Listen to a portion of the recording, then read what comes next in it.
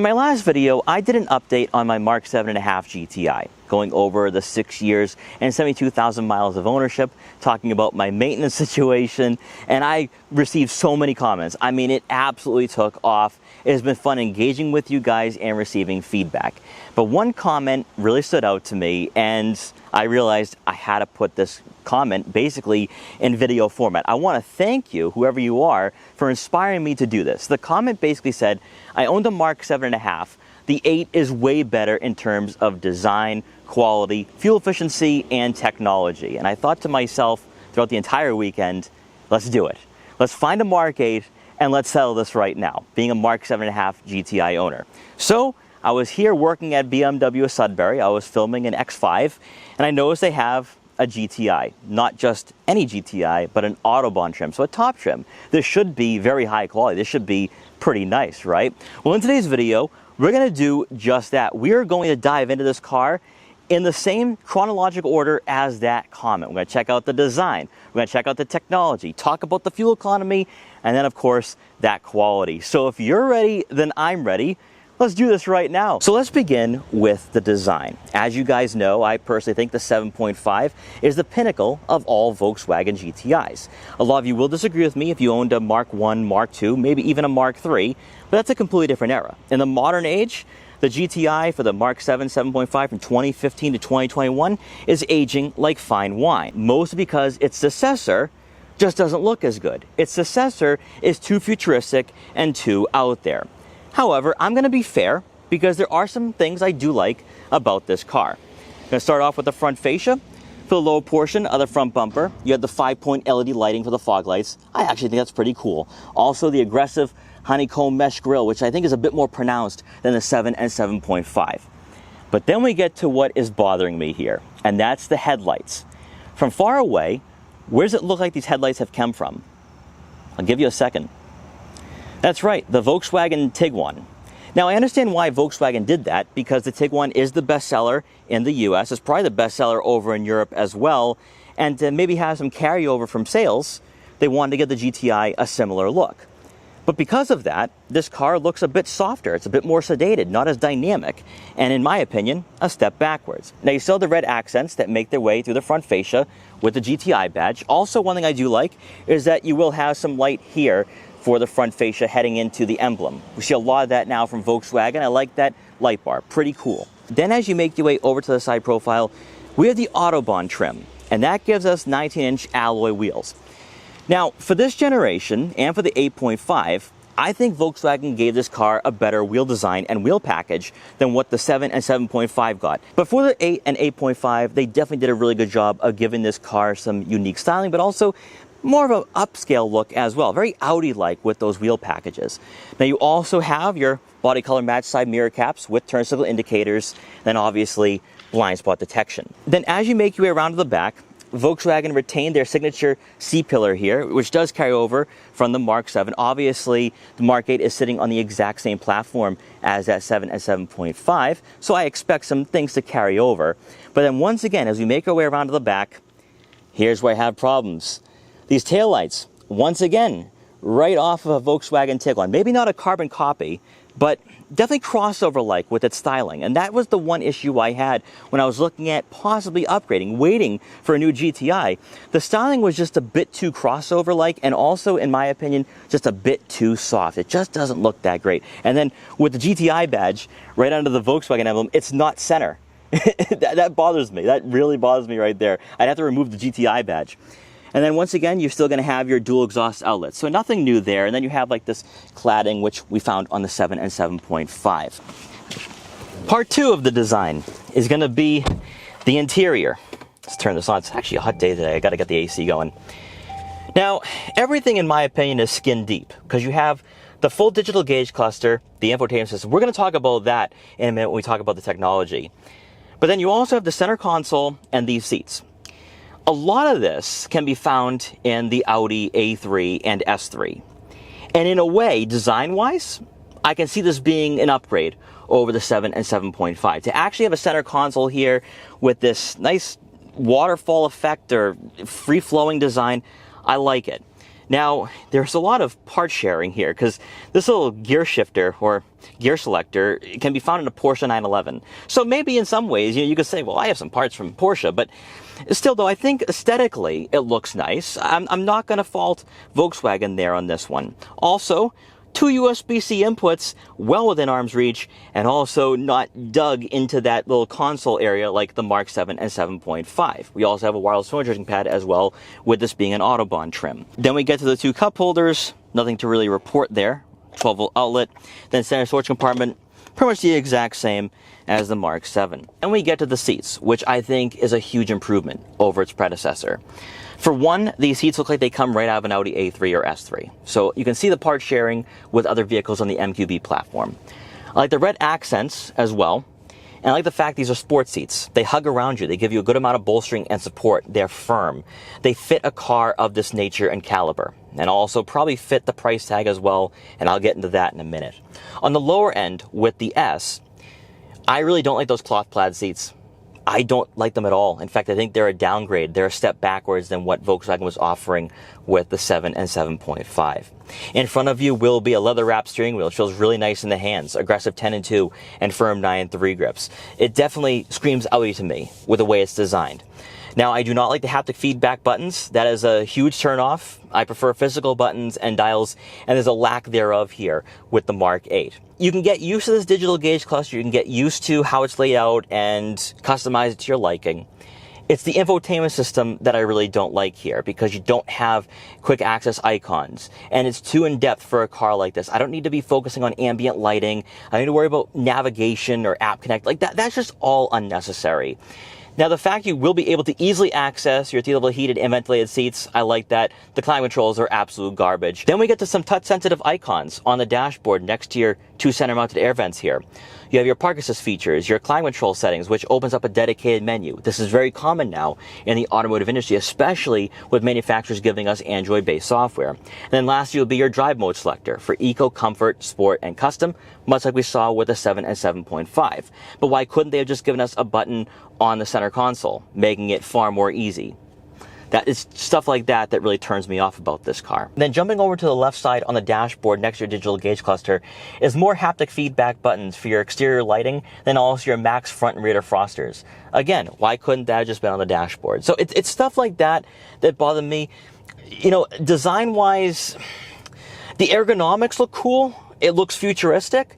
It's just that it's not as intuitive. It's not as user-friendly. And then while we're checking out the interior, let's talk about that technology. Because this is actually very subjective. I'm not going to be too critical here. I'm going to be very fair with my assessment compared to the 7 and 7.5. For one, with the 7.5, you could get a digital gauge cluster. Not in the US, at least from factory, but you could over in Europe. Now, you can order a digital gauge cluster, which is not worth the price. It's just not worth the investment at all. But at least it was an option there if you wanted to go aftermarket. For the Mark 8, this digital gauge cluster is a far cry from what you have from Audi's virtual cockpit.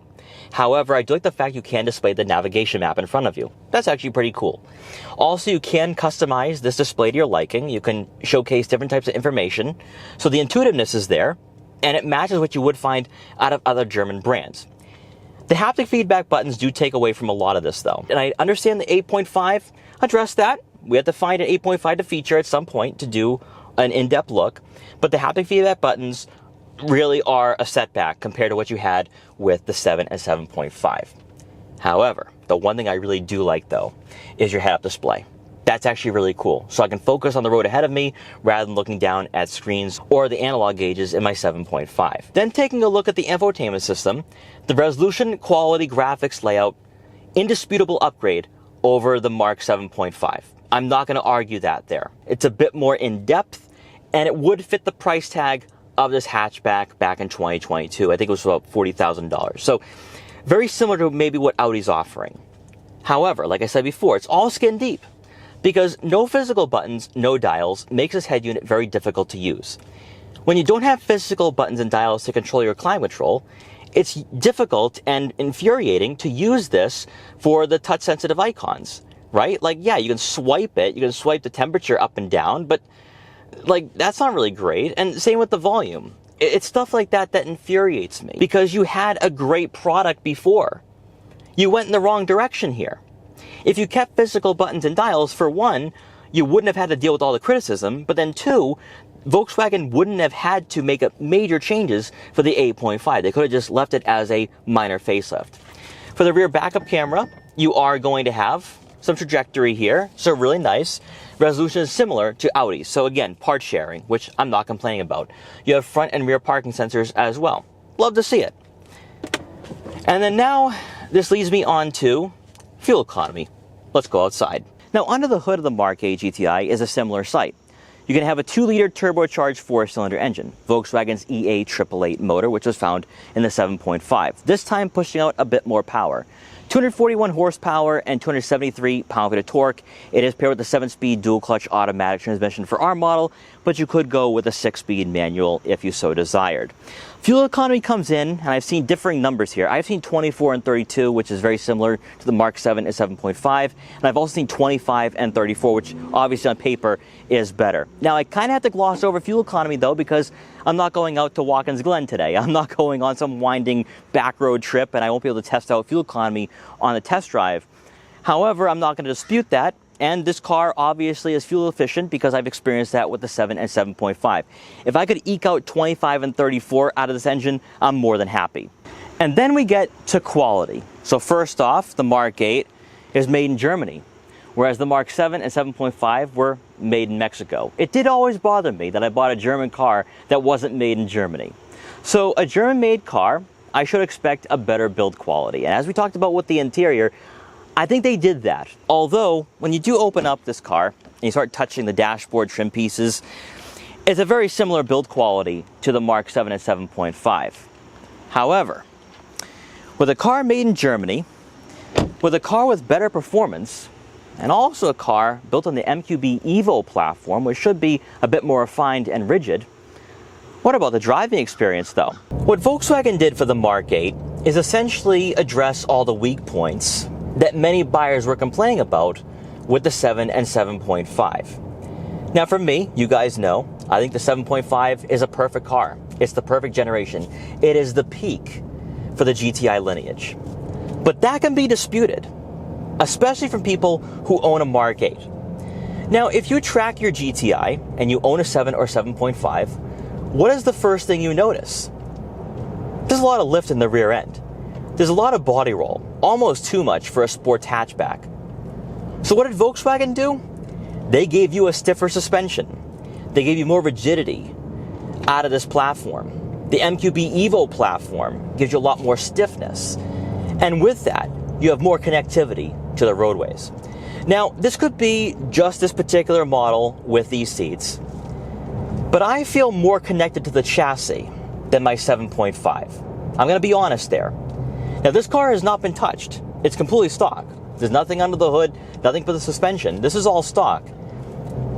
And I feel like I'm driving a more aggressive hatchback. And that is where I can't argue the difference. I can't argue that the quality is better in the 7.5 over the 8. This is where I would agree with that commenter that the 8 is better in that way. Everything that makes up this car, the leather steering wheel, which feels really nice here on this back road, these leather seats, the fact that this car is more aggressively tuned is what makes the Mk8 arguably a better driver's car. Now, out of the EA888, we have better performance. 241 horsepower, 273 pound-feet of torque. The 7-speed dual clutch is just as good as it is or was in the 7 and 7.5. But for me, it's the fact this car just has a bit more edge to it. It's a bit more playful. It's a bit more engaging. The steering is heavier. And these are all things I like. These are all things I want out of a German car. And this right here is probably all things thanks to this GTI being built in Germany. Heading into these corners, it is fun. There's more confidence. And while I am not pushing this car at all, I know that I can take on these back roads a little quicker than my own GTI. So we're going to do one more acceleration here as I wrap up this video and also take on this sharp corner at a decent speed. See, right here is where I can push it. But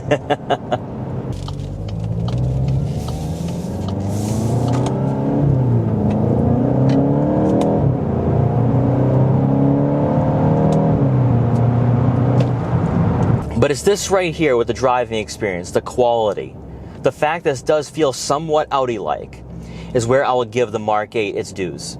I will give it its flowers, because I think that it's what they did mechanically, what they did to the suspension, the chassis, the platform. That's where the Mark 8 is stronger than the 7 and 7.5. So my final verdict here leads me into a segment that was not part of that original comment, and that is pricing. All right, so we have a hatchback that feels a bit more Audi-like. Better technology, better seats, better performance. I don't think the exterior is better, but that's a side point. The question is all of this worth its price tag? Especially for the Autobahn. I mean, this comes in over $40,000 now for the 8.5. But when I bought my GTI, the Rabbit Edition, that was $27,500 in 2019. An S was around $25,500, I think, and then the SE was still under $30,000. Today, if you want to buy an 8.5 GTI brand new for an S, I think it's 32 to 34 grand. If you want an SE, that comes in close to $38,000 if you go with optional packages, and then the Autobahn over $40,000. If I want to trade in my Rabbit Edition for an S for the Mark 8.5, to look at the price gap when they were brand new, like a $7,000 difference depending on what I'm going with, that's just too much. That's too much of a leap. Yes, the Mark 8, performance-wise, mechanically-wise, is better. But I don't think pricing is worth it. I don't think the technology is worth the price. I don't think the technology is better than what I have. Now, call me old school, call me an old man, call me a boomer, but the 7.5 is still better, holistically speaking, than the 8. But I can totally see after today why the Mark 8 might be seen as a better hatchback, especially when it comes to performance. So guys, I hope you enjoyed this video. If you did, please like, comment, share, and subscribe for more. Let me know what you think in the comment section below. I only got one commenter telling me the Mark 8 is better.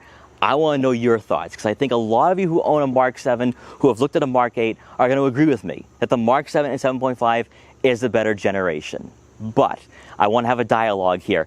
I think the Mark 8 is still a good option if you want a brand new hatchback. I just don't think it's a better generation than what I have in my own driveway. But guys, once again, thanks so much for watching. Take care, and I will see you guys next time.